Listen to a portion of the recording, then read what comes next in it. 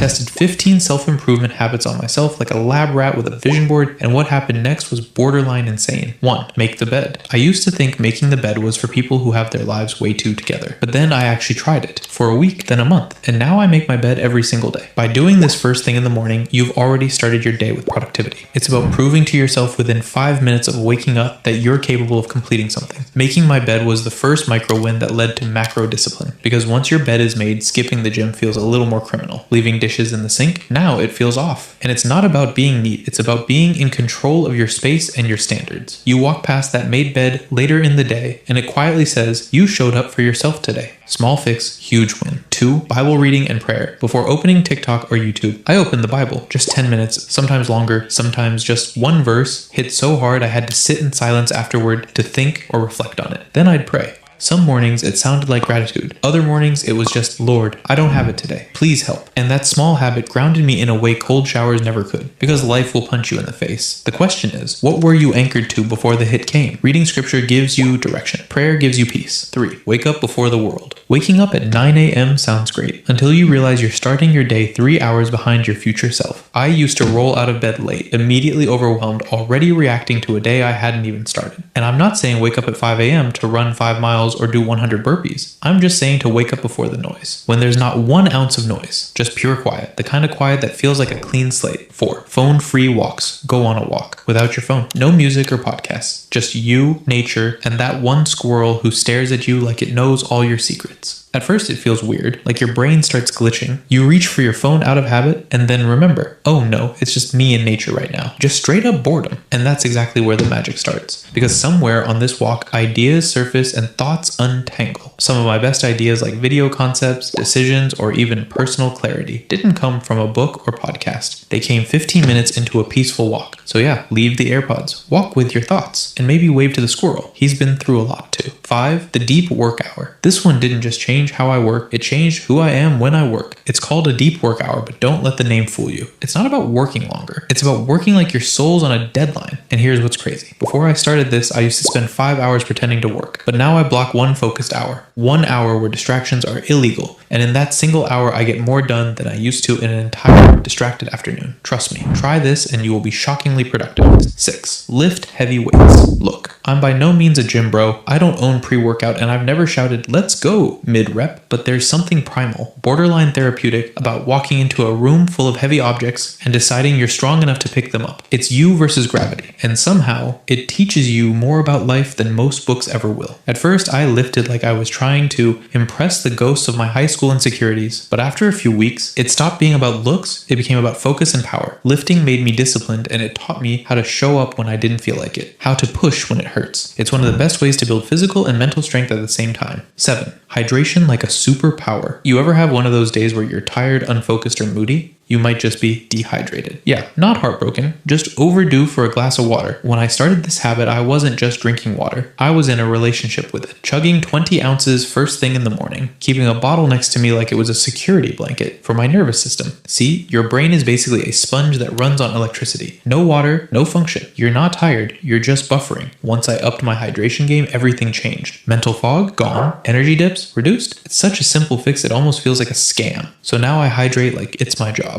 I treat water like a performance enhancer because it is. For your focus, your skin, your mood, your muscle recovery, and even your metabolism. You drink enough of it, and suddenly you're walking around like your brain just got a software update. 8. Read 10 pages. Not tweets or Reddit threads. I'm talking actual books, with page numbers. At first it felt weird. 10 pages. That's it? But something crazy started happening. The more I read, the more I started thinking like someone with long-term memory and a future. Instead of reacting to every notification like a squirrel on espresso, I found myself pausing to actually think. And I'm not talking self-help overdose. One chapter of a solid book can rewire more neurons than an hour of motivational YouTube. I started craving growth instead of TikTok reels. And let's be real, reading 10 pages doesn't sound life-changing, but it stacks. That's 300 pages a month. That's a full book. 12 books a year. You do that for 3 years, you've got an unofficial degree in not being mediocre. 9. Journaling. Some days, journaling felt like therapy. Other days, it looked like a wasted mess. But guess what? It worked. Because journaling isn't about writing something profound. It's about writing something true. It's the daily practice of dumping your mental junk drawer onto paper and sifting through the messy stuff to find the one thought worth keeping. I'd start out confused. stressed, spiraling, and by the end of one page, things felt lighter, like I'd just argued with myself and finally won. Writing gave me space to think without interruption. No algorithm, no unsolicited opinions. Just me, my thoughts, and a blank page that doesn't judge. It made me more honest, more self-aware, and it forced me to face things I'd usually avoid with distractions and snacks. 10. Keep one promise to yourself. Most people don't realize this, but your entire life is built on how often you keep your own word. And no, it doesn't have to be massive. It's something small and ridiculously doable. Like, don't check Instagram before 10 a.m., drink one full bottle of water before coffee, or clean my room before gaming with the guys. That one promise. It's less about what it is and more about what it proves. It proves that you're the kind of person who follows through, that your words mean something, even when no one's watching, especially when no one's watching. I started treating it like a daily contract with myself, and every time I kept it, I felt just a little more solid and grounded, like I could trust the person in the mirror. See, if you keep breaking promises to yourself, your brain stops believing you. You start second guessing your goals, you procrastinate, and you say things like, maybe Monday, and suddenly it's October. But when you follow through, even on the tiniest things, you build what I call inner gravity, that unshakable pull toward your best self. 11. Start saying no. I used to be a full-time people pleaser with part-time boundaries. The kind of person who'd say yes to everything and then scream in the shower about being overwhelmed. Need help moving your couch on a Tuesday at 9 p.m.? Sure. Want to grab lunch even though I have 43 things to do and a social battery running on fumes? Absolutely. I said yes out of guilt, fear, and that toxic need to be liked. But here's what that really does. It drains your energy and slowly teaches you that everyone else's priorities matter more than your own. So I just started saying no, not to be rude or cold, but because I finally realized my peace is expensive and not everyone gets a discount. My time, my clarity, my life, and the people who respected my no, those are the ones who actually deserved my yes to begin with. 12. Eat whole foods. I didn't clean up my eating to impress anyone. I did it because I was tired of living in a body that felt exhausted and gross. Every time I chose whole foods over processed junk, I wasn't just eating clean, I was winning. Plus, not a lot of people are aware of all the chemicals and pesticides they put in processed foods, but we can talk about that another time. No one tells you how much your mental state is tied to your meals. When I ate like garbage, I felt like garbage. But once I started fueling with real food, whole, colorful, nutrient-dense stuff, everything changed. I stopped looking at meals as reward or punishment and started seeing them as strategy. Clean eating didn't just sharpen my body, it 100% sharpened my mind. I made better decisions, I had fewer cravings, and I finally stopped negotiating with myself in the pantry at midnight. So yeah, eat whole foods. You won't regret it. 13. Clean space, clean mind. Look, your environment isn't just where you live, it's what you become. For the longest time, my room looked like a tornado got bored halfway through and decided to vibe instead of finish the job. Clothes on the chair, dishes on the desk. Random receipts from a year ago still judging me. And I wondered why my thoughts felt so cluttered. Here's the truth I learned the hard way. Messy room equals messy brain. You can meditate and sip green juice all you want, but if you're doing it in a space that looks like a crime scene, good luck finding peace. So I started cleaning because cleaning your space is saving your sanity. And once I decluttered, my mind followed. I could think more clearly, work more deeply, and most importantly, rest without guilt. My productivity shot through the roof. Your space reflects your standards, and when I raised the standard of my environment, every other part of my life started to rise with it. 14. Talk to yourself with respect. I used to talk to myself like my dad used to talk to me. You're lazy. You effed up again. Why can't you just get it together? And then I'd wonder why my motivation was missing and my confidence felt like it got hit by a bus. Here's what finally clicked. Your inner voice, that's your narrator. And you can't live a powerful story if the voice inside your head keeps trash talking the main person. So I made a shift. Now, I talk to myself like someone I'm rooting for. I started treating my self-talk like training. Every word was either building me or breaking me. And slowly the inner critic turned into an inner coach. Now I remind myself, you don't have to be perfect and you don't have to have it all together. Because look, guys, in reality, you become what you consistently tell yourself. So if you keep repeating that you're not enough, don't be surprised when your life starts to reflect that belief. But speak with intention and respect, and you start building self-trust. And you start making decisions that align with who you want to be, not who you used to be. 15. Daily self-reminder, no one's coming to save you. Man, this one hit me like a truck the first time I really felt it. No one's coming to save you. No perfect mentor and no rich friend with insider secrets. It's just you. You are the hero and you are the rescue team. Both. Once I internalized that, I started taking radical ownership of everything. The moment you stop outsourcing your breakthrough to someone else, that's the moment your real transformation begins. No more once I get noticed. Or when someone believes in me. Believe in yourself so hard that people have to catch up. I started reminding myself of this every single day, sometimes out loud or sometimes in writing. You're not stuck, you're just in process. And you're not the victim, you're the one holding the pen. Because life will hand you excuses on a silver platter, but discipline and drive, that's built internally. You want change? Become the person who doesn't need saving because nobody's coming. The only one that will save you is you.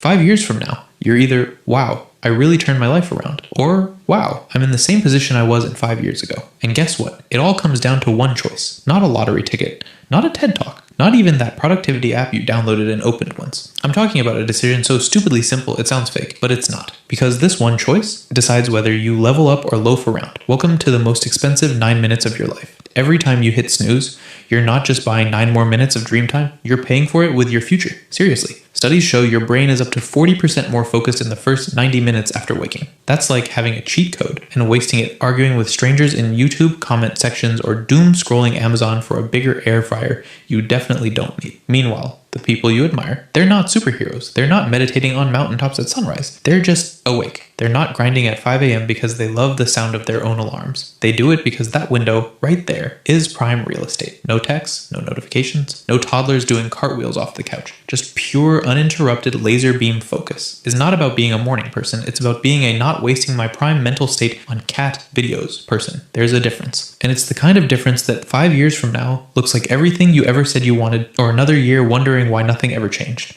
Okay, but what if I hate mornings? Good news. I'm not here to force feed you motivational oatmeal while screaming, grind harder, in your face like a bad gym meme. I'm not the hustle police. I'm here to show you leverage, the kind that flips the entire game. Because if you can just claim 1 hour in the morning, you'll gain a psychological edge over 95% of people who roll out of bed, instantly dive into TikTok, and spend the rest of the day wondering why they're stressed and behind. Here's the real deal. The first hour after you wake up, it's not just the morning, it's your mental launchpad. You're running on peak dopamine, your brain's favorite party chemical.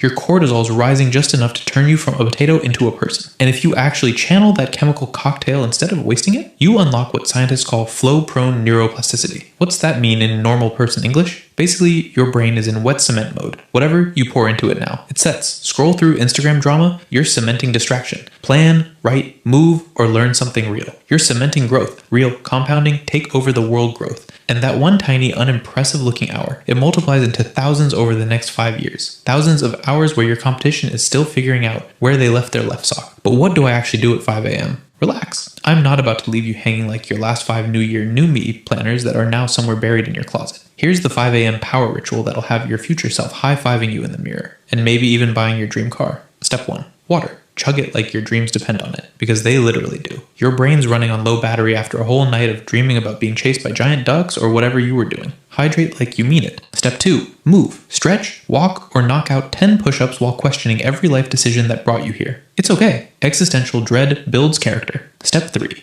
Write one goal. 1. Not 40. Not a 12-page manifesto about how you'll get your life together. One clear target. Laser focus. Sniper mode. Hit one domino today and tomorrow's already easier. Step 4. Learn. Crack open 5 pages of a book. Watch a deep dive video. Or listen to a podcast that doesn't involve 2 dudes yelling, "Bro, trust me," about investing in alpaca farms. Learn something real. Step 5. Protect. This hour, it's sacred. No doom scrolling. No texts. No emails. You're the Secret Service agent. And your focus is the president's baby. Nothing gets through until you're done. Why this changes everything. This isn't just about mornings. It's about identity. It's about who you're becoming when no one's watching. Every single time you drag yourself out of bed and act with intention, even when it's the last thing you feel like doing, you're casting a vote for the future you want. Not with words, with actions. You're voting for the version of you that's focused, disciplined, respected, trusted by yourself. Not the version that almost tried. Not the version that talks about change and then gets distracted halfway through a YouTube rabbit hole about ancient aliens. The version that actually builds the life they keep saying they want. Do the math. 1 intentional hour a day equals 365 hours a year. That's 15 entire days. 2 weeks straight of pure, uninterrupted self-mastery. Not crammed into weekends. Not squeezed into half-baked, some days. Dedicated. Sharp. Stacked. And if you stack that across 5 years, you've basically built a master's degree in you. While everyone else is binge watching Netflix and debating which Kardashian launched a new lip gloss. You're binge building your future. Small hinges swing big doors, and this hinge, the one that swings open everything you say you want, it's not some $2,000 online course. It's not some magic motivational video. It's your damn alarm clock. You won't feel it tomorrow.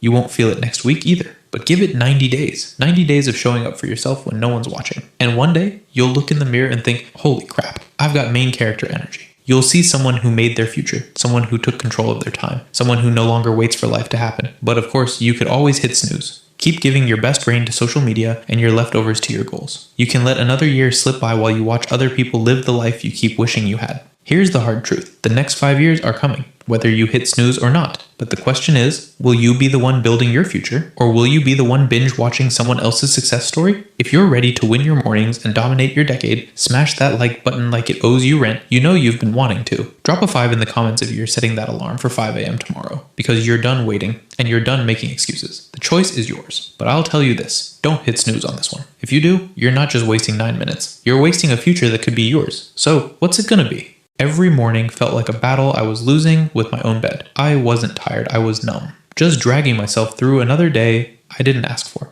Then, one morning, I did something different. No, I didn't run 10 miles while listening to David Goggins. I built a morning routine that actually made me want to wake up. It flipped a switch from autopilot to fully alive. More clarity, more focus, way less doom scrolling. Let me show you exactly what I did so you can steal it, tweak it, and change your mornings too. Step 1.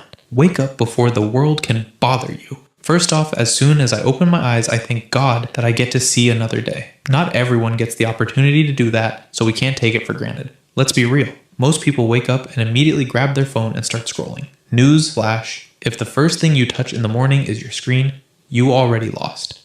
I used to wake up at 8 a.m. feeling like I was late to everything, including my own existence. Now I'm up by 5:30. Not because it's trendy, but because it's quiet and peaceful. The world isn't yelling yet. The internet hasn't tried to sell me a crypto scam yet. It's just me, my brain, and the silence. That's where clarity lives. The productivity and clarity you get from waking up early is a real thing. I know a lot of influencers go on and on about this, but trust me guys, it's the real deal. Pro tip, set your phone in another room and get an actual alarm clock. Yes, they still exist. No, they don't come with TikTok. Step 2, ice water, or in most cases, legalize self-assault. I know cold plunges are all the rage now, but let me tell you, nothing humbles you faster than voluntarily hopping into a tub of ice at 6 a.m. It's the closest I've come to time traveling. Why do it? Because comfort is a liar. Because it absolutely sucks and I don't want to do it, which is exactly why I do. Do you think staying warm is helping you? It's not. It's keeping you soft, and soft doesn't scale. Studies show that cold exposure boosts dopamine by 250%. That's more than coffee, more than scrolling, more than applause from strangers. And it forces you to breathe through stress instead of just complaining about it on X or Twitter, whatever it's called. Cold wakes your system up faster than a breakup text at 2 a.m. Do it, hate it, and thank me later. Step 3, mental realignment. Bible, prayer, or just thinking. Here's a crazy thought. What if you spent 10 minutes just being with your thoughts? Without Wi-Fi? I know. Radical. Like actual airplane mode. No scrolling, no Spotify. Just you, your thoughts, and that terrifying silence we've all been trained to avoid. Personally, I read scripture and pray, not because it's cute or because I'm trying to win some invisible virtue points, but because I need to anchor myself in something deeper than hustle culture and whatever TikTok says. Whatever your belief system is, faith, philosophy, or just a stubborn moral compass, duct taped together from childhood cartoons, reconnect with it. Reconnect with you. Because here's the thing. The world is loud. Everyone's shouting their opinion, their highlight reel, their 6-figure side hustle. It's a buffet of noise and hot takes. But silence? That's where the clarity shows up. That's where your actual thoughts, the ones that don't come preloaded with hashtags, get a chance to speak. Ask yourself, what do I actually believe in? What kind of life am I building here?